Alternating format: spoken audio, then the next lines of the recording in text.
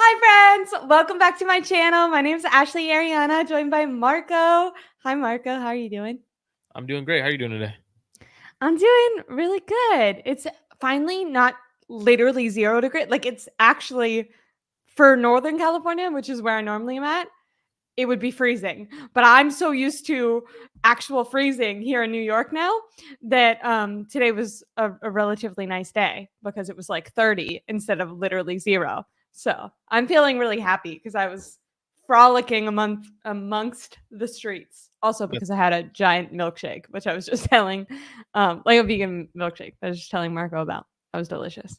So you're missing out on this Cali weather. At the last couple of days in here, at least where I I'm from, know. the weather's been I beautiful. I know. want to say I like was 65 and nice and sunny. Stop! I'm gonna Yeah. The cry. I weather's know been that, but that's beautiful. good. This is good because the friends that I'm staying with right now, they love me and like want to support my aspirations. So they watch my streams, and it's me being here is just secretly Lacey and I, my best friend, trying to convince her boyfriend that he actually really wants to move to LA. So we've been sending him houses with backyards because for what you can get here, it's like a 1-bedroom tiny apartment in like a building that might be have rats in it, where in in LA you could get something with a backyard. So we have been slowly trying to convince them, it's mission get them to California. So I like that you started that. The other day when it was below freezing, I convinced, because she doesn't like to like go outside when it's really cold like that, but I'm kind of an insane person, so I like have to get energy out. So I convinced her to go on one of my walks with me, and then her fingers turned purple, Oh and I shit. thought she was gonna die. And that was kind of helpful in our case because we were like, Eli, do you want your girlfriend's literal fingers to fall off? Guess we gotta move. Guess we gotta move. No That's big deal. hilarious. I mean, that's fine. You could stay if you like a fingerless girlfriend, but that seems weird on your part, you know? That's hilarious. Yeah, man. California is the way to go. I It's mean, I'm where it's not too sure at, about right? New York. I'm pretty sure they're the same in terms of policies, if that's what you're worried about. But the Yeah. weather out here is great. I feel like down south you're gonna be used to. You're probably it'll be less traffic and like less.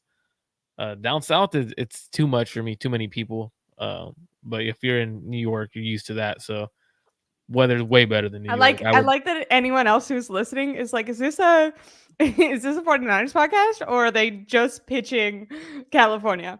I mean, We're actually it's Ryan G. gonna be Hensley. We're like today's real a listeners. funeral. Today's gonna be like the beginning of a Yeah, you're wearing funeral. black. Is because that's where I'm in all. That's why I'm in all black. It's the beginning of a funeral for the Detroit Lions, in my opinion. Oh. But Debo got me. So at first I was like, you know what, like Niners are like it's gonna be a good game. But the way Debo was, and I don't know if you want to jump right into that, but Yeah. Debo has me feeling some kind of Spicy. way. Like that is well, Debo. That's like honestly, like when I started listening to the press conference real quick, because like I was at work, I was like, whoa, why am I getting mad? Excellent energy. Like, why am I getting Excellent. mad? Like, I and love like, and shout out to the Lions fans because I know they've been tuning in the past couple of shows. They've tuned into my shows a couple of times. I know they were in on your show not so long ago. So if you are a Lions fan, no offense, no, Oh it's not wow, a yeah. personal Someone shot says at you. ouch Lions fan. Um, it's not a personal shot at you guys. Just the way Debo Samuel was speaking today, he has me feeling some kind of way. Can I talk about some quotes? I think it was Steph Sanchez. She tweeted one that she really liked, and I thought that the other one was really great. So she said, and this was a quote from Debo. Someone asked him a question mentioning the possibility of him missing the game. Basically saying, "Oh, like you might have missed the game," and he said, "I'm not missing it." Like clear, 100%. And then a different person asked him, with how much physicality you play with, how are you going to balance that while protecting yourself?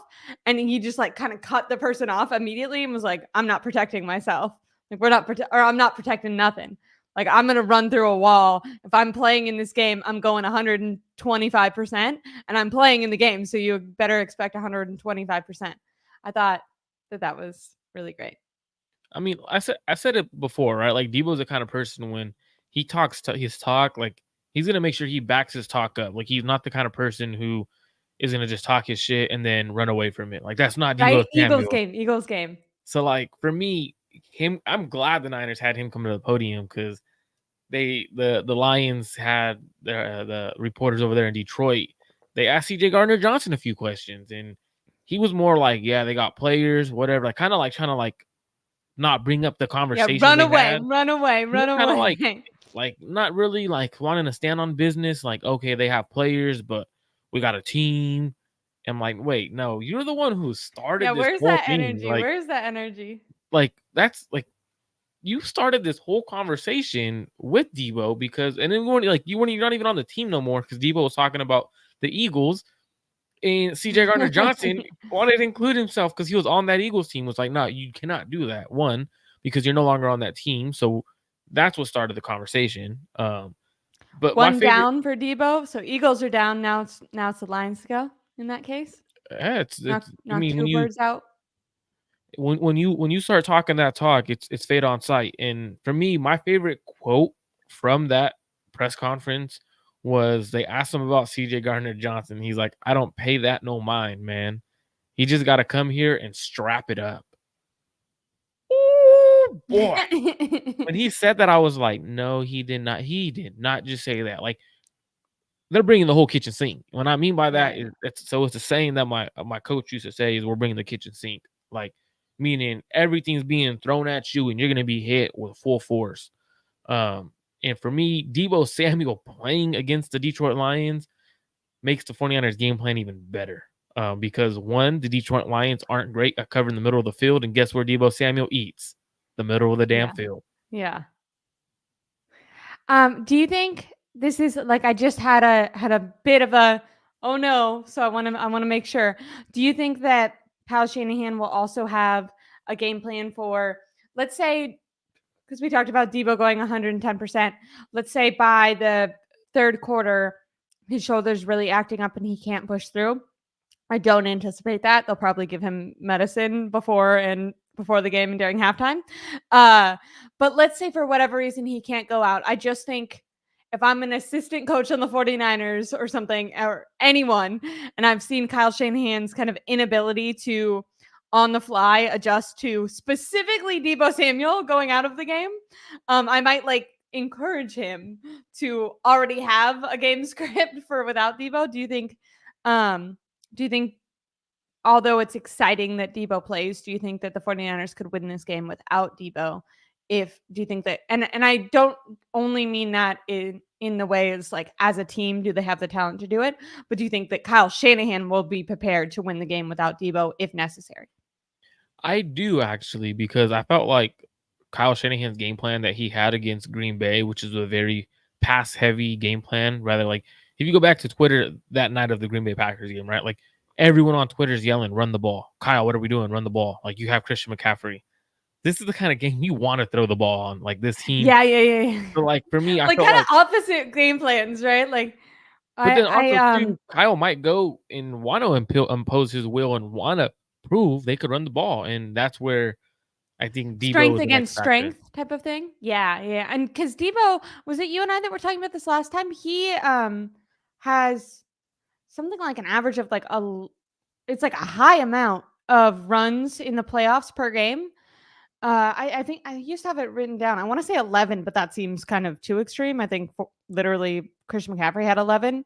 So I don't know if it was quite 11, but I know that Deebo Samuel has averaged a really large amount of runs within the playoffs. Even to start that Green Bay game, he was on kickoff return or punt returns. So I definitely think if he can go and if his shoulder will allow, I think they'll utilize, like kind of squeeze every bit out of him. And I see what you're saying. Like, so the Rams haven't allowed a 70-yard rusher so far in the last 12 games, I think it is. And then Christian McCaffrey, on the other hand, hasn't rushed for under 70 yards in the last 12 games. So I am kind of interested if Kyle Shanahan's game plan will be to rely on the pass more, because I think they are 20. What are they? I have it written down. There's like 20 something in pass defense, but they're 27th in pass defense and ninth really bad again, or really good, number one, against the run. The run. So I do wonder if Kyle Shanahan will try to do strength on strength. Like, you might be good at stopping the run, but we're the best at rushing. I think you have to utilize some of that to open up the pass, especially within their scheme. But I do wonder how much it'll affect them. And then the Lions fan says, just keep in mind, Aiden Hutchinson will definitely get there when we're talking about matchups. Him against Colton McKivitz. I think Brock Purdy, although has been both compared to Jimmy G, Kenny Pickett, and Joe Montana this week. So Who compared him with Kenny Pickett? Who's the old quarterback that ran out of the back of the end zone? Dan Orlovsky. Wait.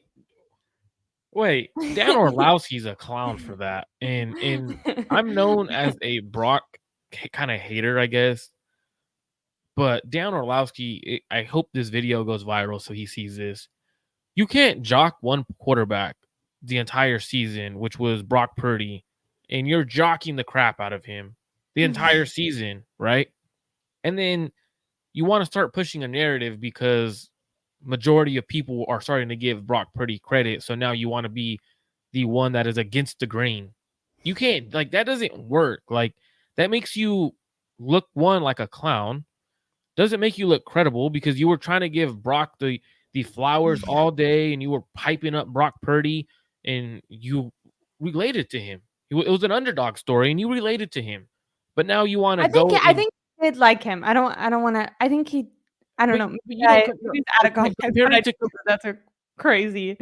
Comparing him to Kenny Pickett is disrespectful. In all measures, you look at every statistic, you turn on the tape. There's no comparison to Kenny Pickett and Dan Orlovsky. If he the fact that he compared him to that's to me. And actually, I'm pretty usually firm with Brock Purdy. I'm not I don't give him as much credit as he probably deserves. But that's just disrespectful. Let's pump the brakes there. And I'm the kind of person where I don't like talking like that, but let's keep it 100. That's not one. You cannot jock somebody in the entire season, and then you want to start pushing a different narrative. And that's exactly why you have guys like Richard Sherman defending Brock now, or certain people defending Brock Purdy the way they are. And I just think that's not cool for Dan Orlovsky to do. But with that, I think it's funny, and then we had David Lombardi comparing him to Joe Montana because of his one comeback drive. And that's dumb too. That's dumb too. Yeah, but what I'm saying about that, so although people are on all extremes of the spectrum, I do think that for being more on the giving Brock Purdy credit side, I think that Brock Purdy's elusiveness in the pocket and a little bit of escapability, ability to throw in the run will be key in avoiding some of those Aiden Hutchinson sacks, because definitely a mix up between Colton McKivitz and Aiden for sure. Yeah, and with Aiden Hutchinson, he's a big factor, right? Honestly, he accounts for a majority of their sacks and their pressures over there in Detroit. They don't really have anyone outside of him who's getting home to the quarterback. They do have James Houston or Hudson coming back this week potentially. But when you look over at the way the Niners can combat that is you chip them. Now, you're not going to leave Colton McKivitz one-on-one many times with Aiden Hutchinson. Aiden Hutchinson has a motor like no other. So I do expect Kyle Shanahan to utilize whether it's Jawan Jennings to chip, the running back chipping out of the backfield, just making sure you're putting an extra hat on Aiden Hutchinson because he is a game wrecker. I know a lot of people don't give him enough credit, but there's two ways you could be a game wrecker along the defensive line: with your effort and with your natural ability to win at the point of attack. Now, he does both semi really well. Now, there's times at the point of attack he doesn't win right away, and that's where his extreme motor comes into play, where he doesn't stop, and that's where he gets some of his sacks. I would say majority of his sacks come that way, but he is also capable of winning at the point of attack, and especially against Colton McKivitz. If I'm Kyle, I'm chipping him all game long, and I know exactly where he is on the field, and I'm having someone chip him out of the backfield or from the slot, and it's going to be one of those games where Hutchinson hates because he's consistently getting pretty much just blindsided, and it's a legal play because the Do you NFL think that has it they'll ruled keep? out. Do you think that they'll keep George Kittle in to help block a lot then and help Chip? I wouldn't use George Kittle to necessarily do it. I would use guys, whoever's in this, like a guy like Deebo Samuel, who doesn't necessarily have to go in on a hard hit. Debo's playing like you got to play him like he's fully healthy.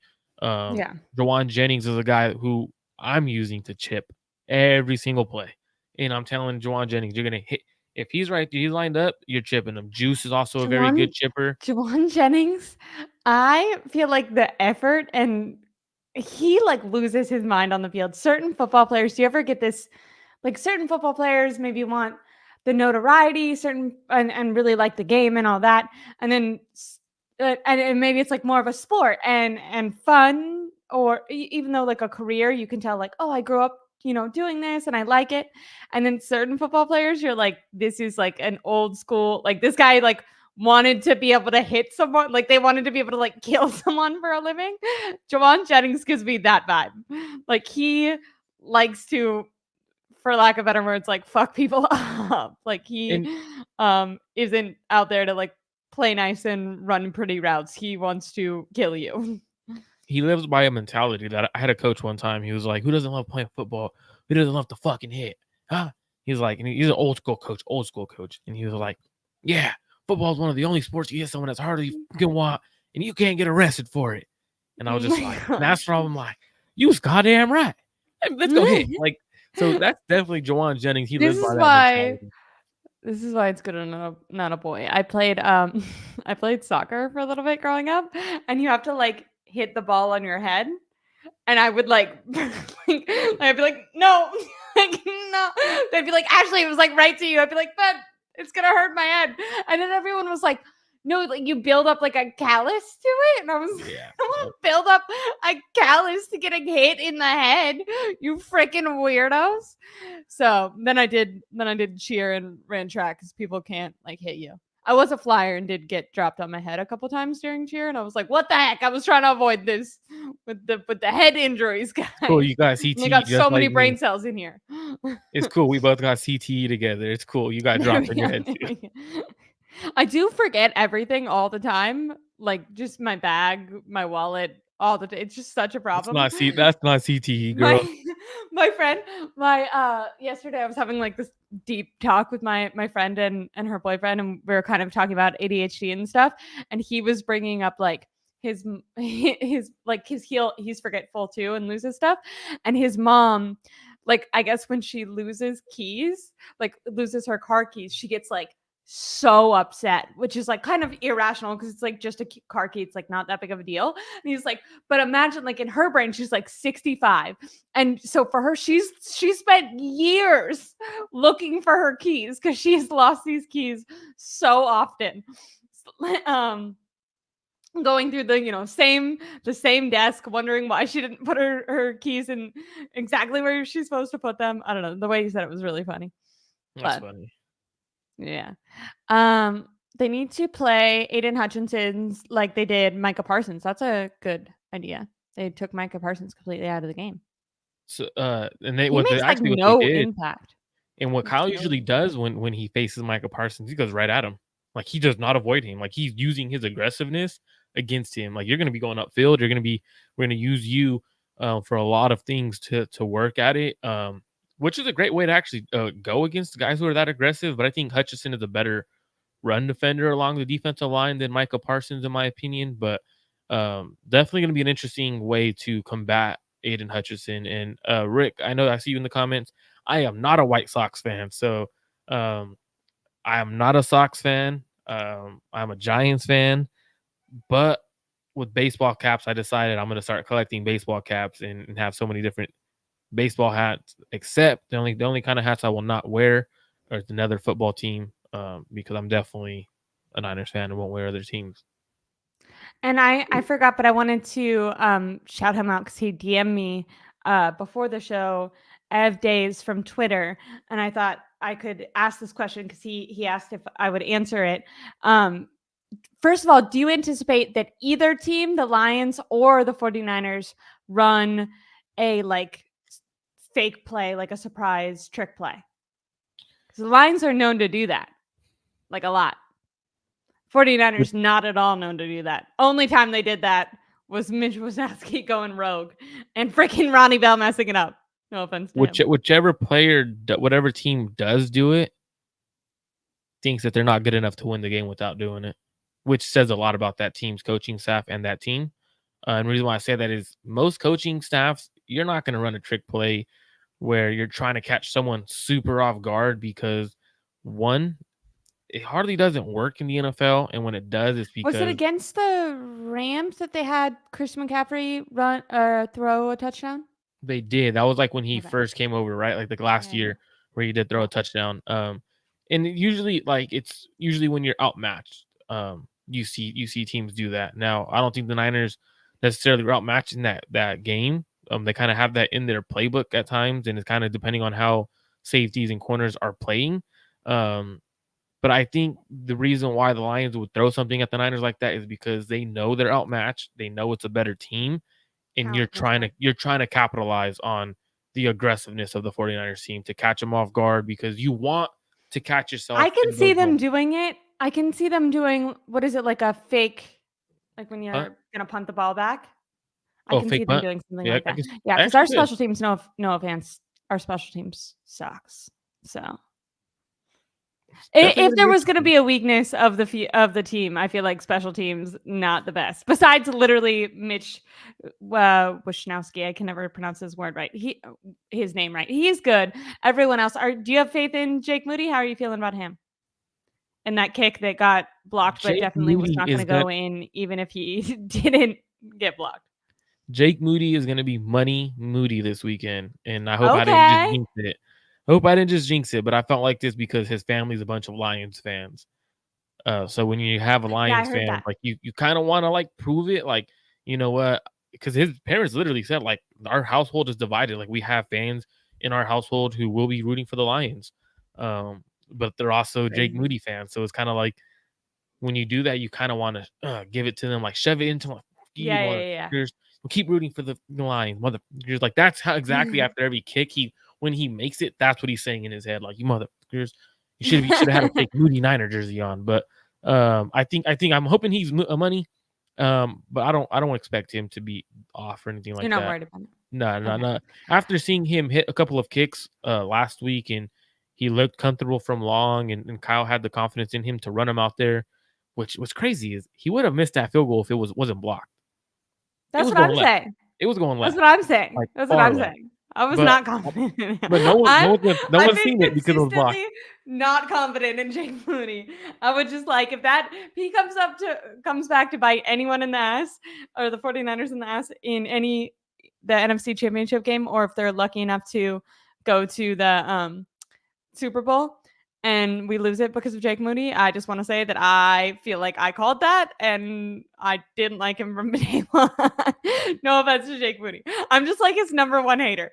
She's literally waiting to say, I told you so. That's literally that thing that you just said is like what he, like, if the game's going to come down to him and he's going to like make like a 60-yard field goal and just stick it to his family and me. So actually, I do see Alberto's chat real quick. So I actually did watch the video a few times. And I seen it from two different angles. I seen it from the all 22 angle, and it was going left. It was going to go wide left.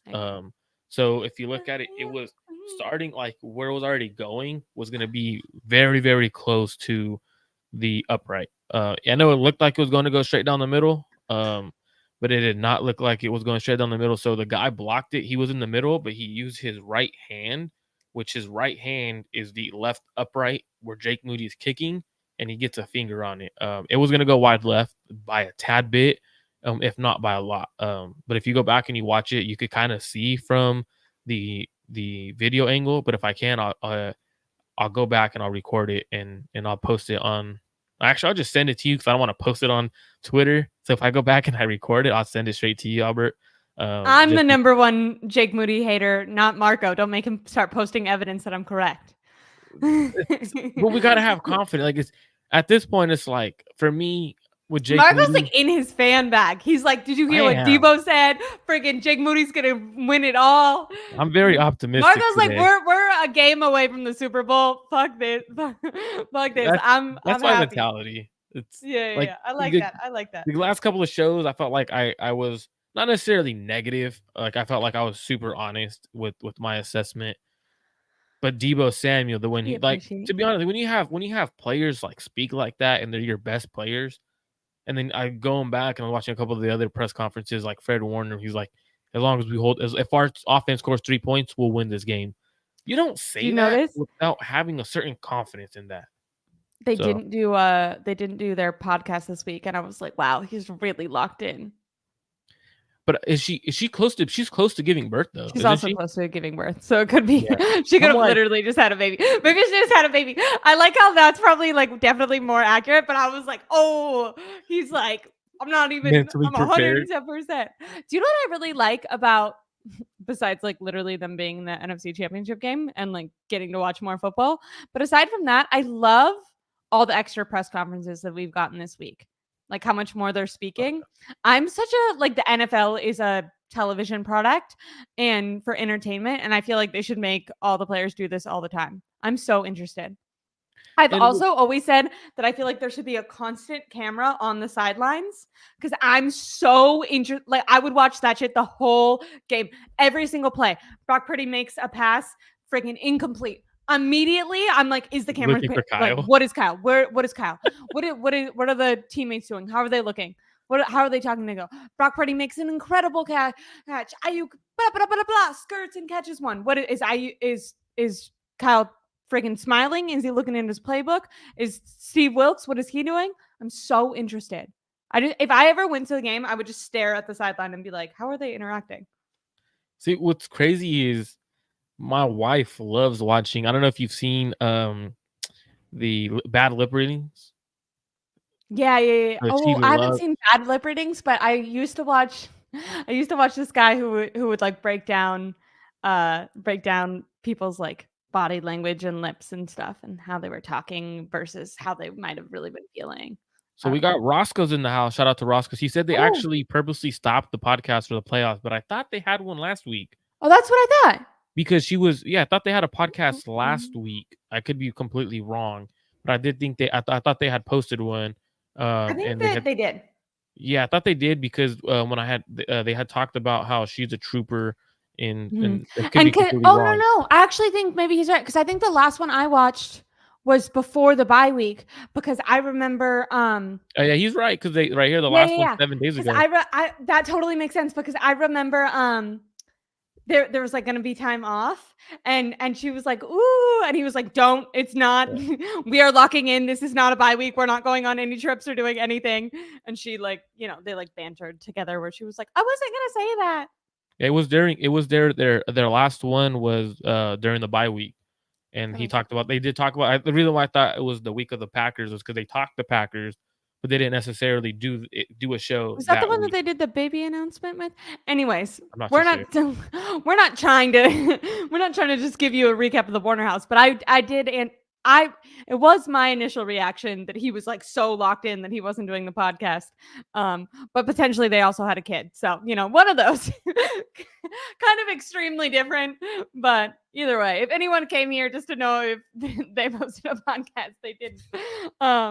But he did speak at the press conference, didn't mention having a baby, and did seem locked in. So I think if we're giving anyone points for who's right, it's going to be me. I mean, pretty sure he's hoping his baby is, believe he's having a boy, right? A baby boy. Yeah. I mean, you might have to give him a name like Champ or something, when after you win the NFC Championship. Not due till March. Well, I thought it's right next to the Super Bowl. Roscoe knows more about this than I do, and I feel like I've been like locked in. But after he wins the Super Bowl and he's a world champion, he might have to name his son Champ. So, but going back to the 49ers, right? Because let's get it a little, bring it back a little bit. I know we're both excited. Mark has to reel us in. I know we're both excited, and we're both getting a soft little topic or whatever. But I know we just initially talked Debo Samuel, but let's also talk a little bit about obviously how the Detroit Lions got here. Right, they're essentially an underdog. Like everyone counted him out. Everyone thought their coach when they hired him was a terrible decision. Especially when he was talking about biting kneecaps off, like he literally was a laughing stock. Like when he said that, when he made those comments. I thought it I mean, was cool. Cause So like I thought it was cool because he's a former player. Isn't it something like the majority of his coaching staff is former players? a lot of former players. Yeah, yeah, yeah. I don't know. I thought and a lot of people of color as well, I think.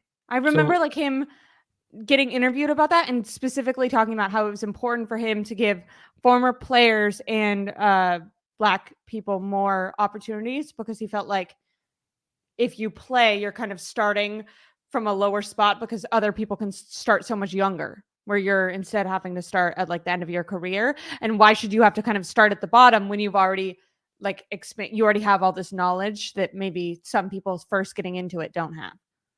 yeah, so he definitely. I think it's cool, like the way he constructed his coaching staff. But like when you look at them, a lot of people were making fun of like the hire. Like Yeah. they didn't think he was a good hire. They laughed at how he handled himself at the press conference. But he was truly himself, and he said from the beginning, "We're gonna build our foundation off of heart. We're gonna build our foundation off of hustle, grind. We're gonna struggle the first couple of years, but we're gonna grind our asses out of this, and we are going to be a team that plays physical, plays fast, and emotional."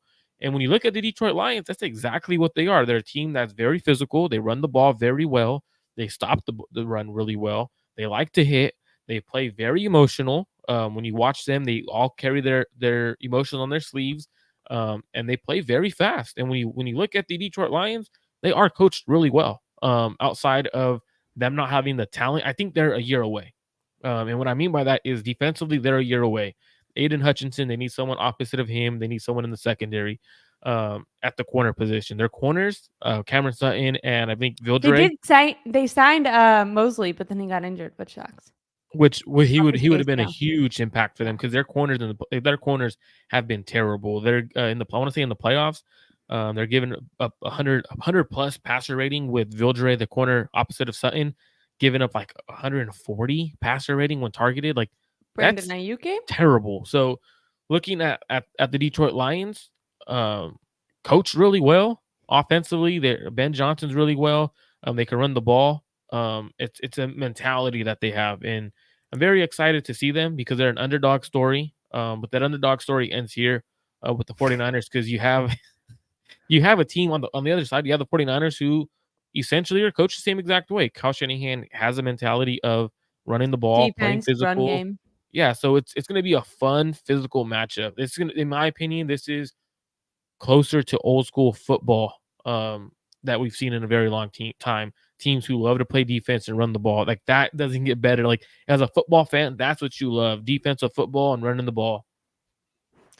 Um, so and you anticipate that the 49ers will do you think that Christian McCaffrey will be the first running back to get over 70 yards on the Detroit Lions? Or do you think that it'll just be do you think he doesn't quite make that threshold? I think CMC hits 90 plus yards on them, and I think it's going to be a high scoring game. I think it's a game where you also so if you look at the Detroit Lions, right, they're Mhm. terrible in the pass game. Now, what does that Yeah. do as a team? It But opens they're up your run, number 1 against the run. but it also opens your run, right? So a lot of teams they don't Yeah. try to run the ball because they're so effective passing the ball. And that's not going to be Kyle's mo. Kyle's going to understand that I need to keep control of the ball. They have an explosive offense. You got to run the ball, well, you also got to throw the ball against this kind of defense. And I think that actually opens things up for the entire offense because you're going to have their linebackers trying to drop and get into their zones. You're going to have their corners who are trying to get out and cover. Brandon Ayuk, they like to play press man over there. So you're definitely going to have a game where Kyle could potentially have Christian McCaffrey go for 90 plus yards in this kind of game. And I know it kind of sounds crazy because no one really rushes for over 70 on the Detroit Lions, but Yeah. you can run the ball on a team like this because you're not going to go away from the run. And your pass game is going to open up your run game, and it's going to open up some lanes for Christian McCaffrey, who is the best running back in the NFL. Definitely the best running back in the NFL. Really quick, I did want to address Alberto, who kind of said that they're injuring players. I think he's talking about there's a cornerback for the Lions that is I think it was against the Vikings, and then what was the game that they just recently played? He's accidentally caused 2 ACL tears, but that I don't think is intentional at all. I think he's been like, cornerbacks are taught to hit low, like you can't hit them in the chest and high, and I don't think it's fair to talk about people purposely injuring players. So I think he has a valid point. So do you think so? Do you know what I'm talking about? Yeah, because even Matthew Stafford came out after he hit Tyler Higbee in the knee, and then the next game, I believe it was the tight end for the might have been Otten. Vikings. It was the tight end for the Vikings, and then it was Matthew Stafford. And so Matthew Stafford, Rams.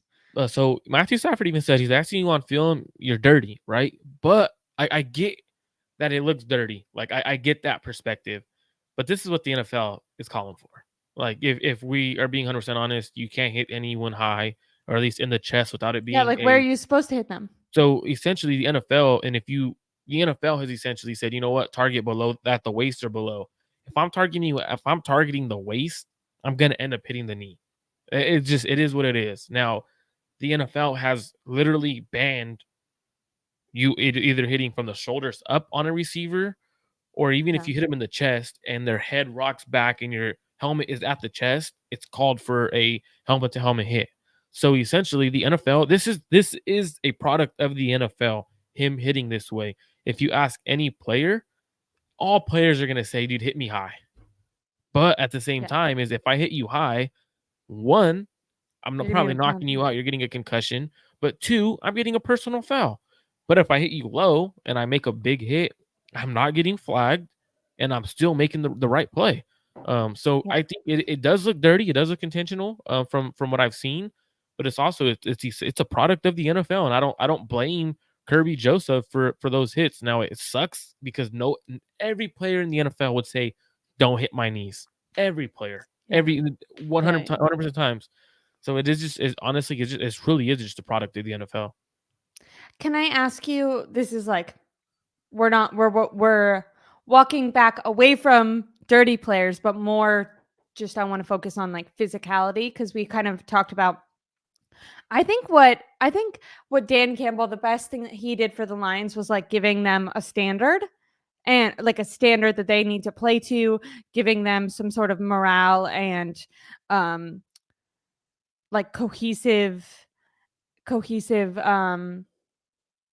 standard, I guess. I don't know. Like a brotherhood, like the camaraderie or something like that, like the brotherhood that they have. What I was going to say is like the Chargers right now getting Jim Harbaugh, I think they are trying to do the same thing. Not necessarily that it has to be physicality, but that certain teams don't have any purpose. Like everything is too scattered. You need to have one goal. You need to have like one way that your team flows, whether it's physicality, whether it's you're more run. I think the Rams have this, but I think it's actually not physicality. I think it's a little bit more. It was getting, flashy plays. It was their scheme, their offensive passing game, I think has been a really big thing for them. Same thing with the Chiefs. Like, I think that these teams have offensive philosophies and team philosophies. And when you're thinking about team building and how the 49ers have built their team, you have to give John Lynch and Kyle Shanahan a ton of credit, because I think the reason they've been able to kind of find these stars in the later rounds is they're targeting a certain type of player when they're looking, and they're looking for a player that is physical, that plays all out, that plays with effort. When we think of Brandon Ayuk and why he was put in the doghouse, it was because he wasn't going 110% in practice. Drake Greenlaw just went out and was talking about Juwan Jennings, who we were just talking about, and said that he won't, like, I guess in practice, you're kind of, when you're gonna collide with each other, you're supposed to kind of like pull back and not go 110%.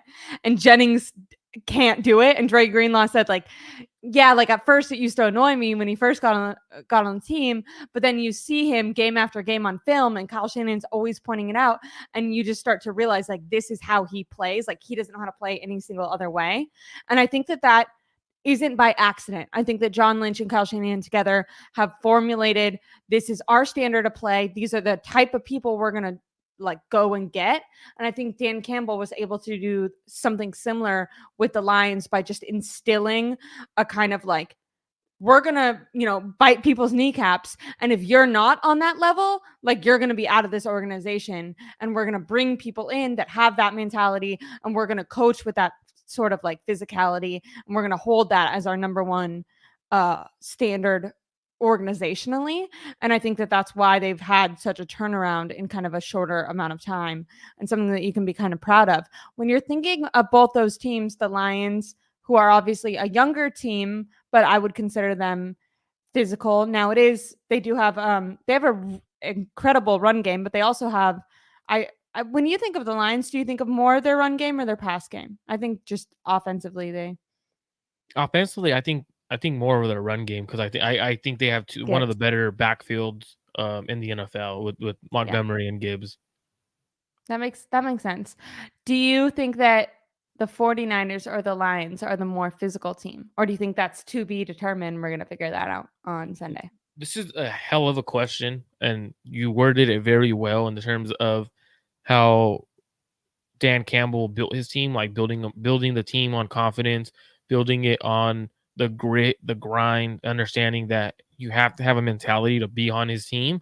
And if you don't, you're not built to be a Lion. The same thing with Kyle. Kyle and John had a mentality. And so it's a great point. But I look at it this way, right? The Niners offensively, what does Kyle want to do? Oppose his will. He wants to run the ball, and he wants to be extremely physical, right? And that's something that has been known for Kyle Shanahan's offenses forever. Like, that's Kyle's MO, is running the ball and then going to play action and eating defenses alive, because he's able to run the ball on you effectively. Now, then that's why he's not known for come from behind wins, because his offense is built off of the run. Now, when you look at the Detroit Lions, their offenses are similar, right? Like, even if you look at both receivers, like both receiving cores, their receiving core, Amon-Ra, is extremely physical. Debo, Brandon Ayuk, Jennings, they're physical. The tight ends are very physical in the run game. And if you look at the Detroit Lions, they love to run the ball. They love to be physical. But then when you look at the defenses, right, the Detroit Lions defense wants to become physical, but they don't have the players for that yet. And you look at the Niners, they have the players, guys like Dre Greenlaw, guys like Fred Warner, Denomina Lenore. They have the talent, they have the pieces to play that physical style. So when you look at both teams, they're very physical teams, but the Niners have the personnel to do it on the defensive side of the ball, versus Dan Campbell's Lions defense does not have the personnel yet. So when you're looking at both of them, they want to play that physical style. That's kind of why you say, like, that makes sense. That makes sense. That's kind of why you say, like, they could be a year away and stuff like that. Is the mentality is a huge part of turning around an organization, but then you also have to get the personnel. That's kind of like, I remember after the Ravens game, I forget which guy it was. It was a defensive lineman, and he came out and was like, "Oh, like, we gave the league the blueprint for stopping Brock Purdy," and everyone's kind of critique of that was, even if you did, like, no one else has your personnel, so no one can, like, copy your formula. Like, you are such a talented team, and you have the exact right, like, you can execute that formula. So even if the Lions maybe understand the strategy to compete with the 49ers, they might not have the, like, literal talent on personnel yet. And then that's exactly perfect way to say it, right? Because, like, the Ravens have the personnel to do certain things against the 49ers defenses, which is going to make it a lot harder. Detroit does not have that. Like, their secondary isn't the level of Ravens. Their linebackers aren't the level of the Ravens. Even their defensive line isn't at that level. So it's a lot harder to do those kind of things. I mean, you could call those kind of plays, but if you don't have the personnel to do certain things, you can't do that. And I think I don't know, Ishai or Isaiah. Yeah. Great comment about Kyle. I actually have that comment up because I wanted to talk about that Campbell, how he explained Kyle's offense. So I'm gonna go ahead and read the whole quote. So Okay. He goes up and says, he's like, this is Dan Campbell explains Kyle Shanahan's offense. He goes, he just does an unbelievable job of setting you up. He's going to make you stop it. And if you don't stop it, you keep getting it. And then once you feel like you're about to stop it, he counters.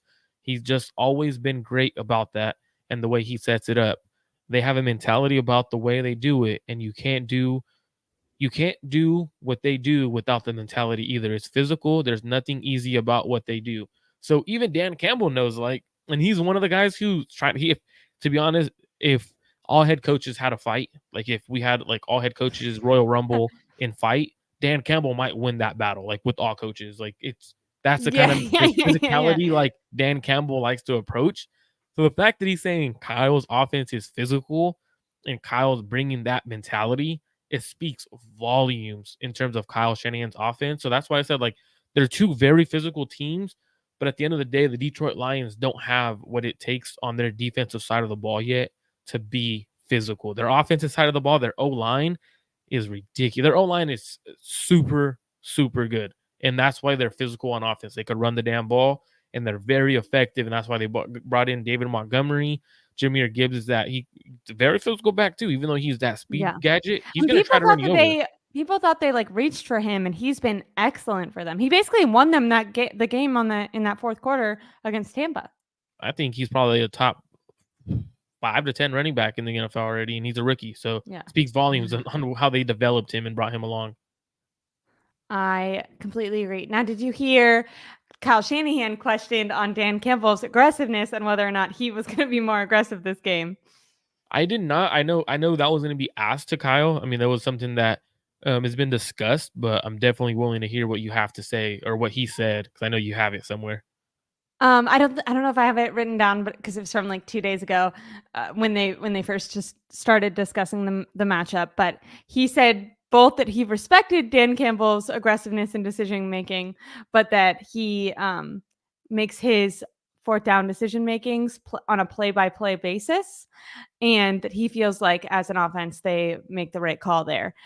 Also, he had a pretty snarky response when discussing his going into halftime decision making against the Packers, Not surprised. which I think was also like within that line of questioning.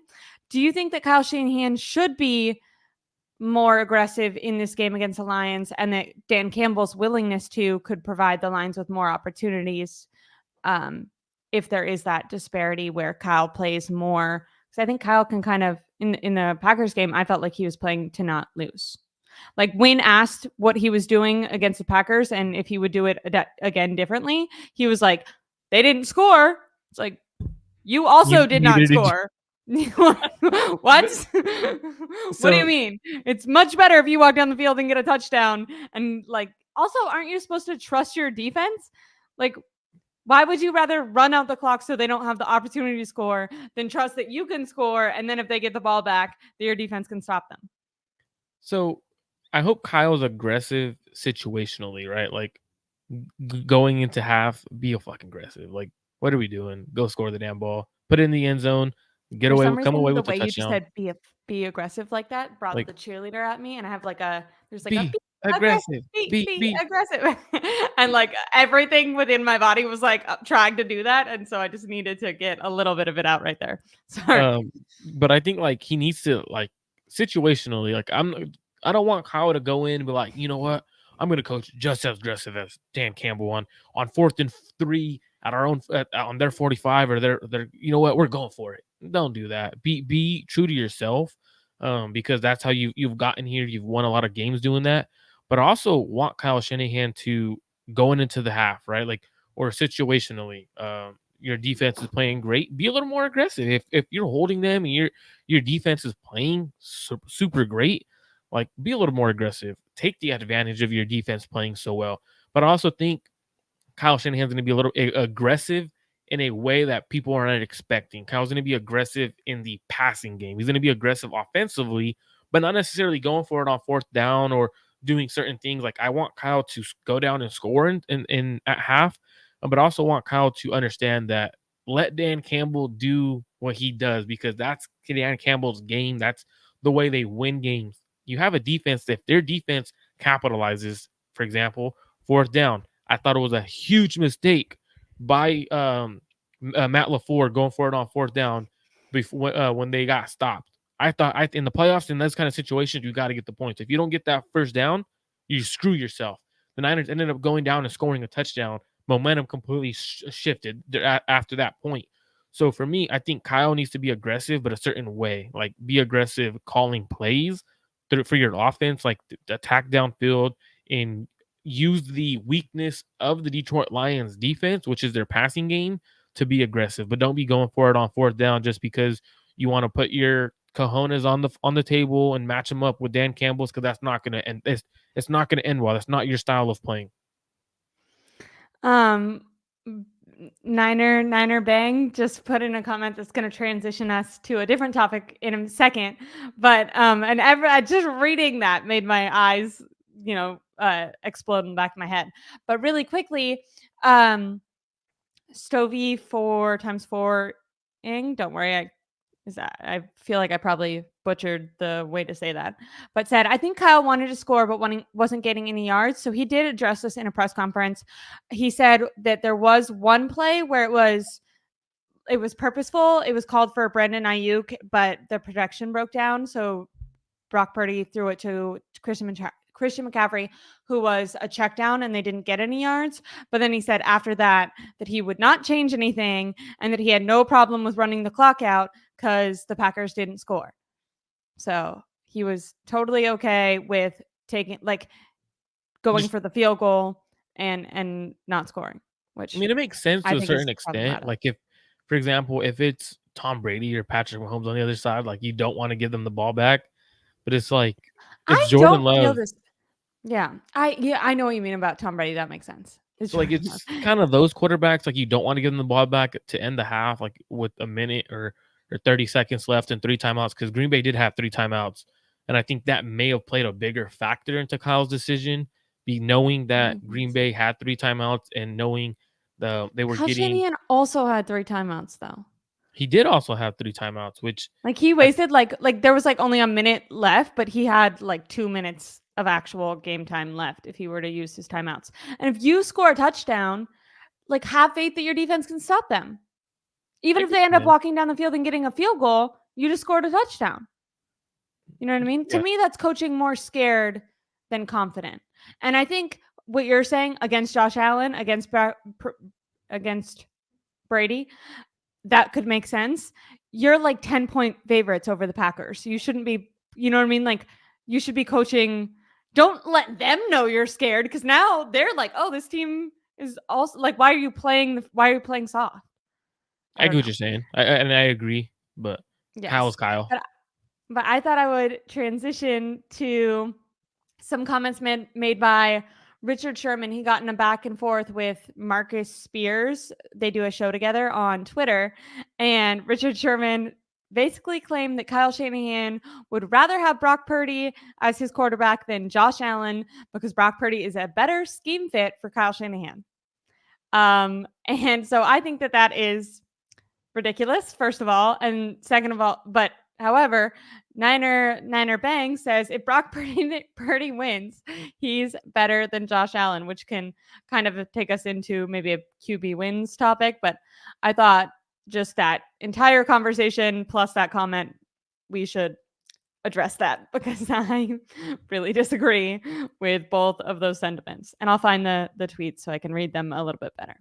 So what's crazy is I get what Sherm's trying to say, in terms of scheme fit or system fitting his system.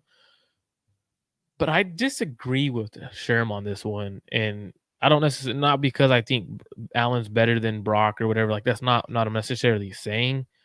But when you look at Josh Allen, I'm saying that. I think Brock Purdy thinks that Josh, that's not an insult. I think Josh Allen is maybe a top 3 he's a top 3 quarterback talent, at least in the NFL. He's top 3 talent, but Brock Purdy is a good quarterback. I don't think it's a diss to him to say that Josh Allen is unequivocally better. It's not, but it's when you look at Brock and you look at Josh Allen, right? Josh turns the ball over. That's true. Brock takes care of the ball a lot better. Also scores touchdowns. Josh Allen also does a lot more on film. So he does bring a lot more to the game. Now, where I disagree with Sherm is if you put Josh Allen in any system, he fits it. It is it's. And what's crazy is I'm going to go back to a Kyle Shanahan quote. Yeah. I know exactly what you're going to say. Before they drafted, actually they played the Bills, I believe, that year. And Kyle Shanahan That's on Bill's Josh literally Allen. I think Yes. they literally drafted Trey Lance because Kyle Shanahan wanted Josh Allen so bad. Like, So what he had said was, I had hoped that he had came out earlier with some of the other guys, but he didn't, and we had Jimmy by then. So what he had wanted was Josh Allen to come God, out they in the just hated Jimmy. He was 2017 on the draft team when they. Do you ever think about the shit that they said? Like he with deserved it, and obviously it was like like backup level quarterback, so it's kind of impressive what he was able to accomplish under the 49ers. But if you ever think about some of the shit that they said about Jimmy, like and just open in the air while he was literally still on the team, it's kind of crazy. It's and cool that he like seemed to never care about anything. it's crazy because like he said this comment, right? Like in 2017, had Josh Allen came out in that draft class, there's a good chance he might have drafted Josh Allen. Like the way he said it, if he had come out with a couple of other guys in that the year before, the guys he's talking about is Trubisky, Mahomes, those quarterbacks that came out in 2017, including Lamar and them. He's talking about Josh Allen. Like there's no other quarterback. He is literally saying in 2017, I would have fucking drafted Josh Allen. So it doesn't make sense for Sherm to say, well, Kyle would rather have Brock than that. No, Kyle loves Brock Purdy because he runs his system and he does a great thing for the system. He runs Kyle's system how it's supposed to be ran. If Kyle Shanahan had to choose one or the other, I guarantee you he chooses Josh fucking Allen. Now, I do understand that Jimmy Garoppolo was already on the team when he said this. The reason the Niners couldn't have drafted him, Josh Allen, during that time was they had just saw Jimmy Garoppolo go 5-0. They freaking paid the damn dude at that point, and they had tagged him or whatever. They paid him. There's no backing out of that. They were screwed. So I get what Sherm's saying in terms of the scheme fit. He would rather have a scheme that's ran well, but he would also rather have a scheme where it's unlimited. Like imagine Kyle Shanahan doing a lot of the things he's capable of doing, plus another element to Kyle's offense. I don't agree with Sherm there. I think it's more so because Sherm is trying to back Brock Purdy right now. Like he sees everyone else how they've gone up and down, like where they're backing Brock, and then now they're like going, oh, never mind, let's not talk about Brock in any fashion. So that's where I'm looking at it. I think the funny thing is, and this is definitely not how Richard Sherman meant it, but to me, the way that he said, like, well, that's just Kyle Shanahan's scheme is almost an insult to Kyle Shanahan. Like, if he had a talent as good as Josh Allen, if he had a top 3 quarterback on his team, you don't think he could adjust his scheme? Like, that's almost an insult to like, if I'm Kyle Shanahan, I'm like, I'm kind of insulted a little bit, you know? And if he really believes that, then that's, in my opinion, some criticism on Kyle Shanahan. Now, that's not how he was phrasing it. Like, he definitely didn't intend that, but that's how I read it. I was like, 1, I think you're wrong, but 2, if you were correct, then that is problematic. And in the comments, they're kind of having a back and forth, but it kind of just takes me back to the QB wins conversation. Where someone is saying talent has to transform into wins. Just talent doesn't help. You can't, if Josh Allen was on the 49ers, they would go to the Super Bowl this year. Like, you have a team around you. If they had Josh Allen, they would have won the Super Bowl already 2 years in a row. Yeah. Like, you have a team around you. You are one player. The Bills would not have had an inch of the success that they have had over the last few years if they did not have Josh Allen and replaced him with, a placement level Ryan Tannehill type of guy. He is not only extremely talented, but responsible for a ton of their success. This is the first year where they've had this like a minute run game. Every other game under Josh Allen's career, they haven't had literally anything.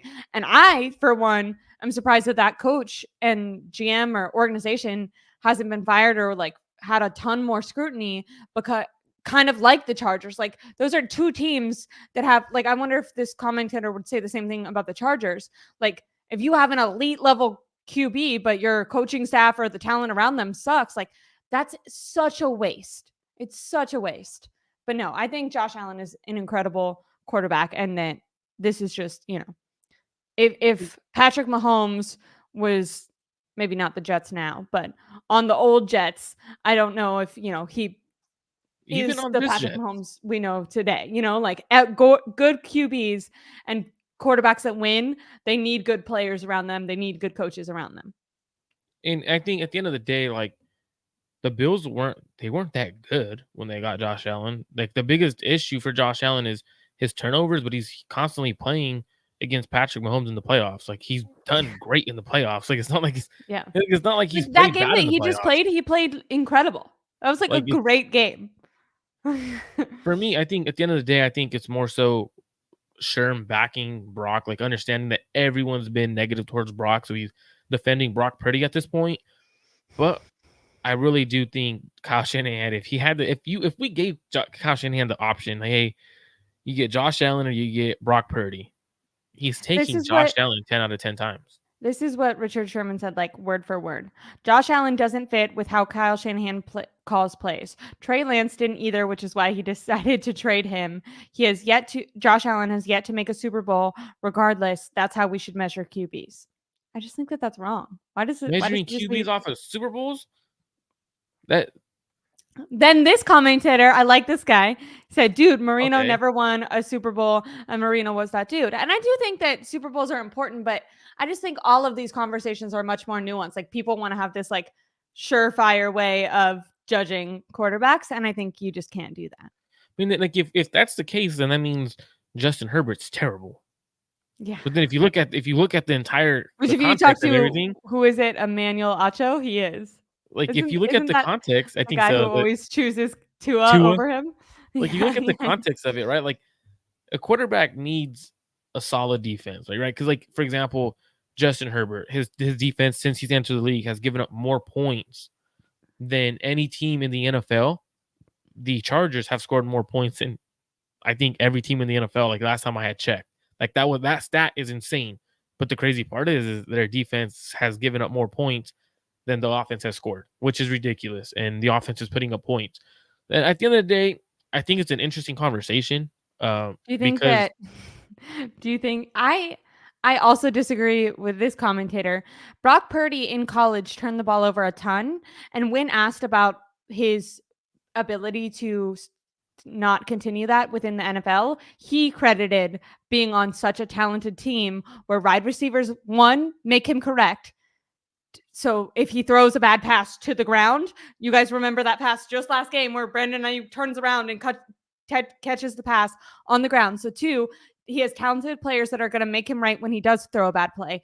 That's one. Two, he has an excellent coach that schemes up great play calls for him. So he's not making as risky decisions because it's not on him. He has an excellent form. He has an excellent like options and offense that he can run.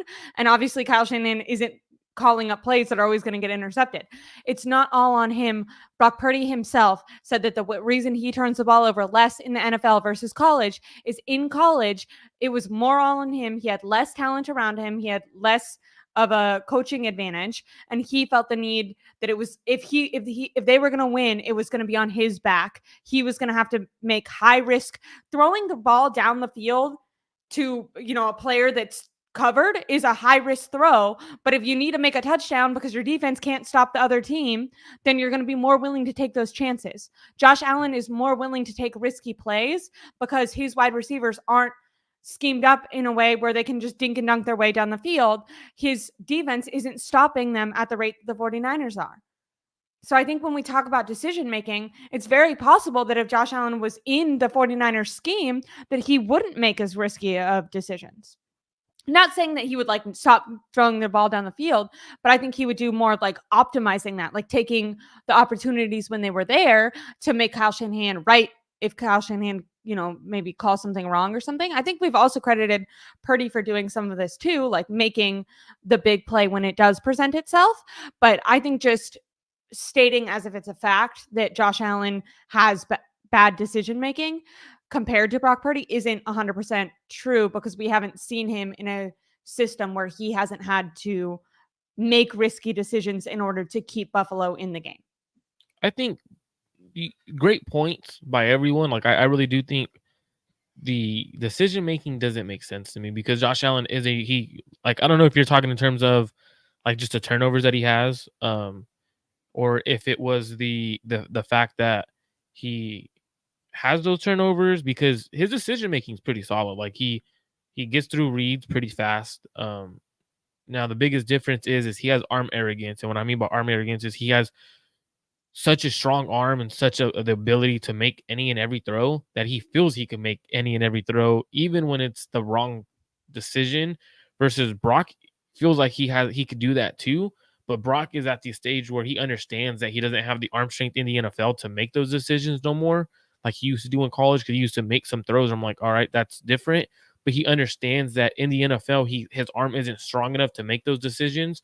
So he not necessarily making him a game manager, but it's more so that he is making the wise decision because of his arm strength, not necessarily because if Brock Purdy had the arm strength of Josh Allen, we're seeing the same amount of interceptions and turnovers, in my opinion. I think the Brock Purdy, and it's the gunslinger mentality in both of those quarterbacks, and it doesn't make him a bad decision maker.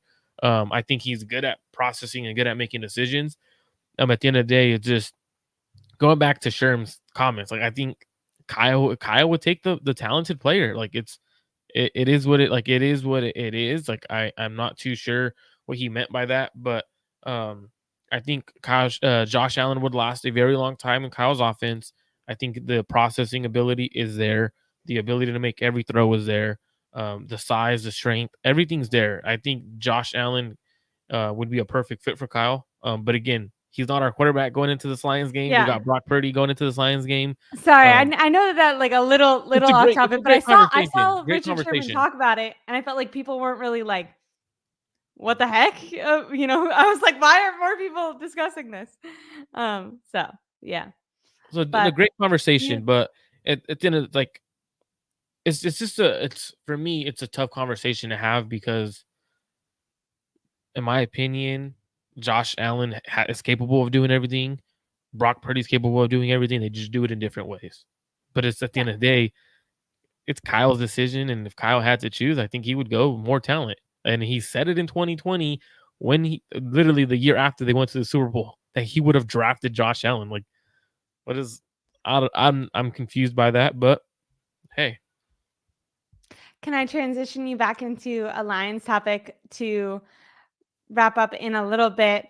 Do you have one, I know that you're choosing the 49ers to win just with the energy that you brought to this stream, but do you have score predictions and how are you feeling about this upcoming game confidence wise? Is there a way that you see the Lions winning? Because I hear that you brought your Deebo Samuel energy to the stream, but do you see a way that the Lions take over, and what are you anticipating?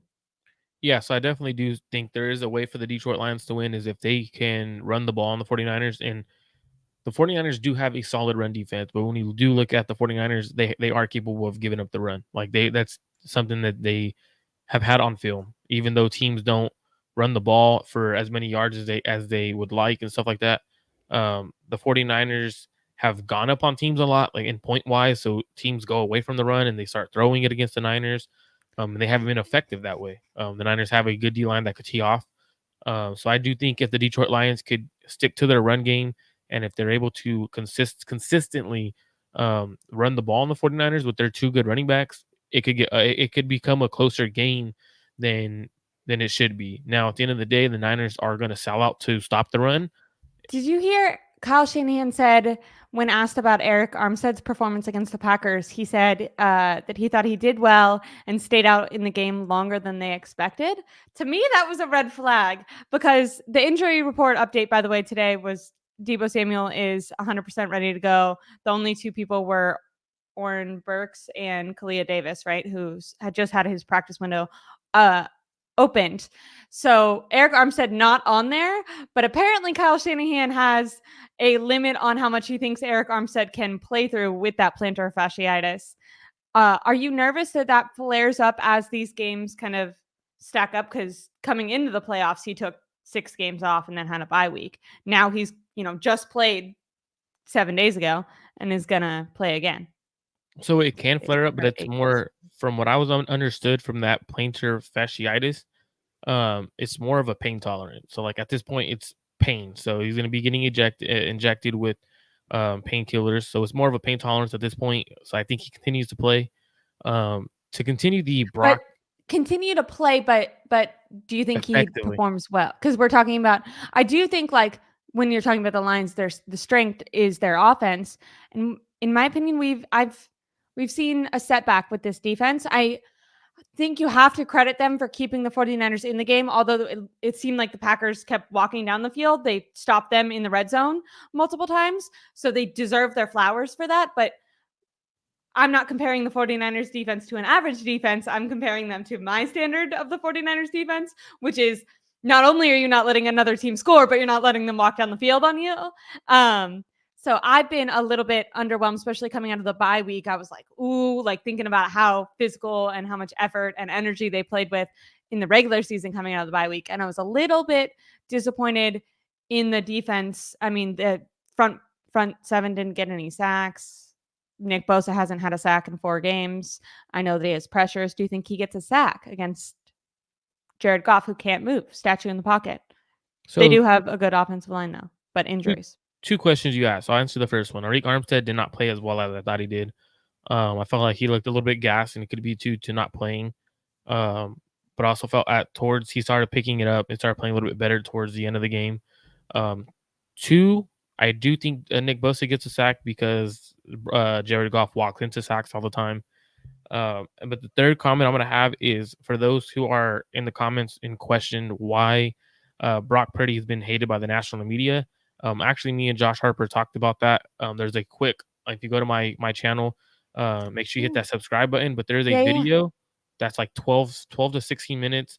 And Josh Harper played in the NFL for a little while, played at Fresno State.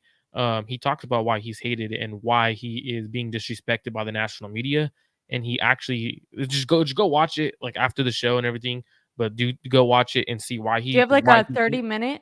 Do you have or 30 minutes? Do you have a 30-second elevator pitch? I'll go watch it, but I'm interested in is it just like his draft status? No, Still not necessarily lingering with draft him, status. or maybe how He actually talks about how it's actually because of certain either media members or certain fans or a certain part of the fan base. And he talks about how essentially just talks about how like Brock has been propped up. Brock's played really damn well. It's not like he's not good. He goes, but there's a certain fan base that compares him to people. And certain name If you quarterbacks like compares him to certain overhype people. him, then people feel the need to like combat the overhype, and then it looks like hate, but you're like, no, we're just saying that he's not Joe Montana. Like Yeah. this is actually not hate. I'm just trying to settle down. Like we can say, hey, he's doing very well without writing an athletic article on how he is similar to the greatest quarterback of all times spreadsheet. So definitely take a look at that one. I know some of you guys want to have that conversation, but it's just so we can move on from that conversation. But Yeah. he knows a lot more than me. The way he worded it was really well, and he explained it really well. So make sure if you guys want to listen or watch more about that, I do give my comments on that as well. So you guys could go check that out. Everyone go like and subscribe to Marco's channel, Clutch Gene Sports. That's awesome. I'll go listen to that too. But I do want to hear your prediction and what happens. How do the 49ers? Are you any concerns from the Detroit Lions? That's the hard thing, right? Like I think that everyone wanted to see Brock Purdy have that game-winning drive. Like my initial takeaway was like, oh, this kind of the Packers game kind of crushed a lot of narratives. Like 49ers can only win one way. Well, instead they won, an ugly, tough, gritty game. And Brock Purdy, led his team from a comeback. Kyle Shanahan never can come back in the fourth quarter. He came back and won the game. Like you would think walking out of that game, I would feel more confident. But for some reason, even though I wanted to see those things, I was like, why did they just almost lose to the Packers, who are, a good team, but definitely when you talk about being a year away, they're a very young team. Their own fan base did not anticipate that they would be here. Their own fan base was I mean, their defensive coordinator already got fired, and they were trying to say that their QB sucked like 10 games ago. So my takeaway was not initially confidence in them for going through that. And I do think that affects the way that I see the Lions game. I think prior to the Packers game, I thought that no NFC team was kind of on the 49ers level. I anticipated this kind of like steamroll through the NFC vibe that did not happen against the Packers. And so I can anticipate it being a closer game. But I do think that the 49ers win. I mean, you can't, if you're Kyle Shanahan, the pressure on you to finally make it over the hump and actually, win a Super Bowl, get back to the Super Bowl. You don't want to lose to Jared Goff. He's, I know he's coming back. He's from the Bay Area, but I feel like it's such a disappointment with all the money that you give to that D line if they don't get home and get to Jared Goff and make him uncomfortable and cause him to throw some erratic passes. I'm anticipating that they get an interception, whether, Ward, crazy, Dre Greenlaw catches it, whatever. I think that they should be able to, especially with the injuries on the offensive line. The Lions have had a really good offensive line this year, but they have two guys who are injured. Whether or not they play could still be injured while playing. I think that I would be extremely disappointed. I've been kind of confused about Nick Bosa's regression this entire year, thinking at first that it was a slow start due to taking off the offseason. But yeah, he really needs to show up. He needs to get a sack. I've been disappointed with Chase Young. Last against the Packers, he made an effort. He wasn't even fully in his stance. Ball gets snapped. Made an effort to get to Jordan Love. Jordan Love ran 3 feet away. And not Nick Bosa, Chase Young just stopped. Like he had like 0-second effort. Like he was like, oh, I didn't get to him. I'm just going to watch the other people try now. And I was like, I was like looking at the TV, like, keep running. What are you doing? Like, just because you didn't get him, you don't get to like give up halfway through and just like be like, oh, I have a really good seat at this game. So yeah, I really hope that now I don't have the statistics down, but I was listening to, I always really like, there's a podcast on the Gold Standard with Rob Guerrera and now I'm forgetting her name. I think it's Megan. It's a girl, but I really like her. She always like has a ton of statistics and stuff ready. And she actually had some stuff to back up that Javon Hargrave has played really well this year. But I'm hoping that they get some pressure on, not even pressure. I'm hoping that they sack Jared Goff, that they startle him.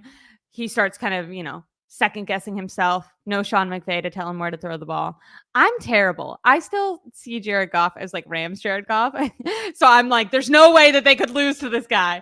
But I know that like there's a Lions fan in the chat and he's probably like, that's not the Jared Goff we know, and I do like an underdog story, and it's kind of funny that, do you feel this way too? Like, I feel like if you're not a fan of the 49ers, I think people look at the Lions like the underdog story and they look at Jared Goff like the underdog, because he's kind of having like that re-emergence of his career. But he was drafted number 1. Like Brock Purdy should still be the underdog. Like he was Mr. Irrelevant. Oh, freaking speaking of Eric Armstead went up there and had the weirdest comment. He was asked about Brock Purdy's success and if it surprised him. And he was like, yeah, he could do nothing else for the rest of his career. And he would be like the most successful person ever for what was expected of him, and then said something like, it's really shocking what he's doing. I don't understand it at all. And I was like, I don't know, just the affect, because he kind of has like a low monotone, like that. And I was like, I don't know, it didn't like instill, like when Fred Warner was asked the same exact question, Fred Warner was like, Brock Purdy's a soldier, he's the best guy on this team, like he's gonna carry us to the Super Bowl and then like get 7 more, like that type of energy. And then friggin' Eric Armstead was like, yeah, it's pretty shocking. Don't know how it's happening, actually. And I was like, are you supposed to be like, oh, I noticed in practice or something? Like, he was like, I don't get it at all, but straight hey, we're here. Blunt as he could be answered. Exactly. But I feel like I went on 7 tangents. I expect the 49ers to win the game is my answer to that question. So now I expect them to win as well. So my reason, I think it'll be higher scoring. Yeah. I want to know your score, because you kind of said that you thought it could be old school football. And when I think of that, I think of like Packers game where it was really defensive, run game, lower, no offensive scores on that one, but not like that, but like a lower scoring. When I think old school, I think lower scoring. But when I think of Lions right now, I think of higher scoring. So it has an old school mentality, but I don't think it's an old school game, like in the sense of like these teams can't throw the Mostly ball. Like because the Lions can't keep up defensively. yeah, so like it's like their defense. It's going to be a high scoring game, like, but it's going to be an old school mentality of you're going to see hard hitting, running the ball. The trenches is going to what's going to win the game. Now, I do have concerns for the 49ers secondary. I do believe that Logan Ryan is not going to start. I think Jair Brown gets to start, Yeah, which gives me more someone talked about that. confidence. I agree. And then, but for Ambry Thomas matched up on anyone in their receiving core, it's a concern. That concerns me. But my optimism is the 49ers are capable of running the ball on the Lions. Now, if you look at the Lions, everyone likes to talk about how they could run the ball effectively, this and that. Rashad White last week, Tampa Bay Buccaneers, he averaged 6.1 yards a carry. If you look at the Rams, Kyron Williams averaged 4.7. The game before that, the Vikings, if you go even back to the Vikings game, Ty Chandler averaged 5.8 yards a carry. So like if you go back to like the averages, they're pretty solid averages the last 3 to 4 weeks for the running backs. Now they're just not running the ball at a high rate. And I think that's where Kyle could look at like, you know what? You actually can run the ball on this team. So for me, I definitely think the 49ers do score a lot of points. I do think it's going to be a closer game, but I do think the Detroit Lions score a late touchdown in the fourth quarter that makes it closer. And I think the 49ers win 35-31. They win by 4 points in this game. I like that. But it'll be 35-20, whatever, 24 before they score. And they're going to score a touchdown late in the game. And then the 49ers have a couple of first down runs that are able to kill out the clock. I think that's how it's going to kind of roll out. But before you give your score prediction, I have a question for you that you have to answer after your score prediction. Who has more pressure on them, Kyle Shanahan or Brock Purdy? Well, I like that. I like 34 for the 49ers. And then I'm torn between wanting to go 21 or wanting to go 24. And my tornness with that is I feel like Dan Campbell is like never going to try to get a field goal. He's always going to go for the touchdown. That almost makes me want to do 28. Maybe I should do 28 Lions, 34 49ers. Okay, that makes sense. A touchdown game. Yeah. I like that. And then who has more pressure, Brock Purdy or Kyle Shanahan? Or if you want, I could go first. Yeah, I want you to go for like Kyle Shanahan because he's never won he needs to win a Super Bowl, and at this point, like, can you blame your quarterback? But then Brock Purdy, because they're gonna blame the quarterback, even though you're like, oh, how many years can you do that? I definitely feel like they would still. So my initial reaction is like probably should be Kyle Shanahan, but probably will be Brock Purdy. But I'm interested in your take. So I have two different opinions on it. I think Kyle Shanahan from the fan base should have more pressure from the entire fan base and the ownership, but he's not because it's Kyle Shanahan and the ownership loves him and they understand that there's no coach at this level who is as good as of Kyle Shanahan or better. Like, how do you upgrade? So the pressure's kind of deviated from like it kind of goes away from him because even if they lose, it's he's not getting fired. Like, there's no way the Niners fire him. Now the reason why it's more pressure on Brock Purdy is because one, we just found out that Kyle Shanahan was trying to go to Tom Brady last offseason, but Brock Purdy was coming off an injury. But if you look at it, if a Kyle Shanahan who's constantly trying to upgrade at the quarterback position, if he feels, you know what, Brock Purdy didn't play well against the Packers. Brock Purdy, if they lose and he struggles, obviously if we lose is because Brock Purdy struggles against the Lions. If we lose, we can't run the ball, whatever, because they're selling out and they're forcing Brock to win, then I feel like Brock Purdy could have more pressure on him because one, the national media, two, Kyle Shanahan's going to feel like, you know what, he hasn't played well over the last couple of games. He struggled against an elite Ravens defense. He struggled against a Browns team. He struggled in the rain. The past couple of times he's played in the rain. So like you start having those questions as a head coach and as an organization. And if he does struggle, that's, I think, more pressure on him. But I don't necessarily think there's pressure on Brock either because the moment he took the Niners to the NFC Championship as a rookie, I think it is the moment he set himself up for life as a quarterback in the NFL. this year he played like a high-level quarterback. So you still have to back him up because he's only in his second year.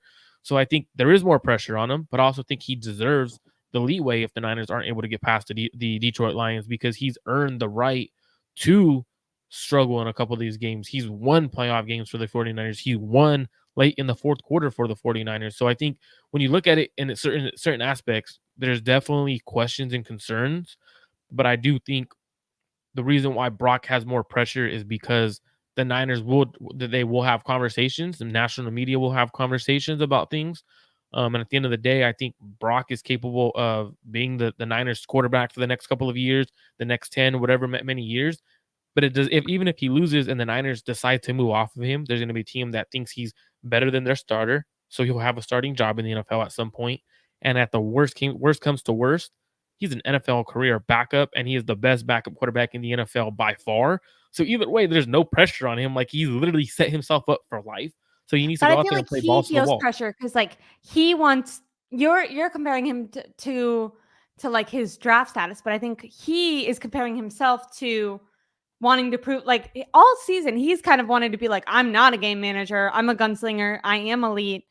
So I think he has put pressure on himself, and because he's on a team that's so successful, much like Jimmy G, like, don't you kind of feel like it ruined Jimmy G's reputation that, like, if Jimmy G would have made that throw and they would have won the Super Bowl, I think Jimmy G is looked at as a completely different quarterback. Even though fans could probably still with a win could have said like Jimmy G was carried, the media as a whole and the NFL as a whole, I think, wouldn't have talked about him in that way, because they would have been like, well, he like got them to the win, you know, he got them a win. But because they lost, it was like he was carried there, and then in the moment when he finally needed to show something, he couldn't like live up to what he couldn't live up to being good enough. Where Brock Purdy is going to be like, I want to live up to this standard. So if they fail, it also, I mean, probably just depends on like how the game goes, right? Like, does Brock Purdy act like he does in the Ravens game, where, yeah, you can criticize it was a bad game plan from Kyle Shanahan because there was a lot of passing, but they were walking down the field, getting all the way to the red zone. So whether or not you thought they should have run the ball or not, which I agree, like, I think it was in that first half, Christian McCaffrey had only run the ball or touched the ball like 11 times, which is crazy. But they were having, like, yardage wise, they were having offensive success. The only problem was when they got to friggin' the red zone, Brock Purdy would lose his mind and throw the ball to the other team. So I think if it's a game like that, it's going to be like, well, clearly this is on Brock Purdy. But if it's a game kind of like the Packers game, where it's a bad run defense and you're like, for no reason trying to pass the ball, and you're like not playing to your team's strengths, and you're making blunders like he did going into the first half, or the going into halftime, I think that then potentially more people would be like, hey, this is a pattern with Kyle Shanahan where in big games he like makes really erratic decisions and kind of outthinks his game plan. So it can also be like game plan or how the game is lost type of thing. And I want to hit that comment Al Bundy says, because he says clutch, he is at clutch, saying he is at worst best a backup is a Freudian slip. Not like, what I mean by that is worst comes to worst, right? Like, in the sense of he's a starting quarterback in the NFL. I do believe he is. Now for him, even if he loses and the Niners sour on it, Kyle sours on the decision to keep rolling with Brock, I think he's done enough in the NFL to become a starting quarterback in the NFL. And if he fails there, then he would become a elite level backup quarterback. And that's where, I mean, I'm not saying he's a backup quarterback in the NFL. You took the comment the wrong way, but I might have also worded it the wrong way as well. I totally understood what you were saying. Like, and that's kind of what Eric Armstead was saying too, right? Like, even if he were to fall off a cliff, which like people are not anticipating he was doing, and you're not anticipating that he's doing, like, you were saying you think he's going to be a starter in the NFL no matter what. But even if he were to like just fall off a cliff, he's had immense success. And if he became a backup, he would be the best backup in the NFL right now, right? Absolutely. That's how, like, when I was listening to you talk, I didn't. If his career was to go complete 360, like with the pressure that's put on him, which I don't think it will, if his pressure and everything, like the Niners sour on him, and after a year of another, because I think either way, the pressure that is put on him, I think either way, he's still the Niners starting quarterback next year, unless Kyle's goes, you know what, Kirk Cousins is out there. I've always wanted Kirk. Like if something like that Yeah. happens, which is extremely odd, and I don't think it's possible. I don't think it's realistic. But if that was to happen, I think at the end of the day, Brock's a starting quarterback somewhere. He goes and starts, and if he goes to that team and he struggles, at the worst comes to worst, he is the best backup quarterback in the league. I'm not saying he's a backup. I'm saying worst comes to worst. He's set himself up for success as long as he wants in the NFL. Totally agree. But yeah, I'm gonna close this out pretty soon because we've been talking for about an hour and a half, and I'm gonna go hang on my friends and say what's up to them. But do you have any closing comments for going into the 49ers? I was gonna say Rams. Jared Goff's getting me. 49ers Lions game. My freaking closing comments is they better win, not because Kyle Shanahan freaking needs to win a Super Bowl and get his shit together, but just because I really like football and I don't want it to be done yet. Final comments. I would say shout out to everyone for tuning in. Shout out to the Lions fans for tuning in. Like and subscribe. There's been Lion fans all throughout these comments. So make sure you guys hit that like and subscribe button to both channels. Ashley's channel, Cledgene Sports. Come over to Cledgene Sports. Hit that like and subscribe button as well. You guys could definitely tune in next Friday as well. Hopefully we're talking the Super Bowl. I definitely think the Niners are gonna win this game. You're at home. So I'm excited to see what the 49ers could do, and hopefully it comes out how I expect it. So let's go. This sucks. I didn't see this comment, and I want to address it really quick before closing. With that Jawan Jennings random handoff where they tried to make Jawan Jennings a running back, and everyone was like, what the heck? Kyle Shanahan was questioned about this, and he said that it was just like the wrong play call. Like they forgot to take out something called hezzy, which I guess meant to run the ball. And my problem with this is the whole team, like they went to the huddle and they called that, and everyone was like, I guess. I mean, one, it shows like immense confidence in Kyle Shanahan because they all heard that and were like, I don't know, I guess he knows better than us. We just follow directions. But and Kyle Shanahan wants his QB just to follow directions, not just to go rogue on him. But I do agree. I think with time though, and there has been, both of them separately have talked about how there is collaboration amongst the two of them. I do hope that kind of continues, and as trust in Brock grows, that Kyle Shanahan is more lenient with him, so that if they are in a situation where it sounds like an insane play call is called, that Brock feels confident enough to be like, we're not going to run this one, and change it himself. I know that I've heard old stories about like Joe Montana doing that and Steve Young doing that. So I think you got to build up a little bit of credibility. I don't think you can just go rogue your first year starting. But yeah, a little hilarious that happened with Jawan Jennings. But anyways, everyone have a really good night. People are saying, oh my God, these are look at all these Bang Bang Niner gang. And then a freaking shit ton of Lion fans just joined the chat. Everyone like and subscribe. Don't worry. I gave my score prediction. It was 35, 28. 34. 34, 28. Yeah. So I think the 49ers are going to win. They better. It'd be nice if it was like 34-21, but I'm trying to give the Lions some credit. Anyway, look at me. You can't ask my prediction. I'm already second guessing myself. Anyways, everyone have a wonderful night. Bye. And go like and subscribe to Marco's channel too. It'll be in the description. And if you're from his channel, like and subscribe to mine. Have a great night, guys. Bye.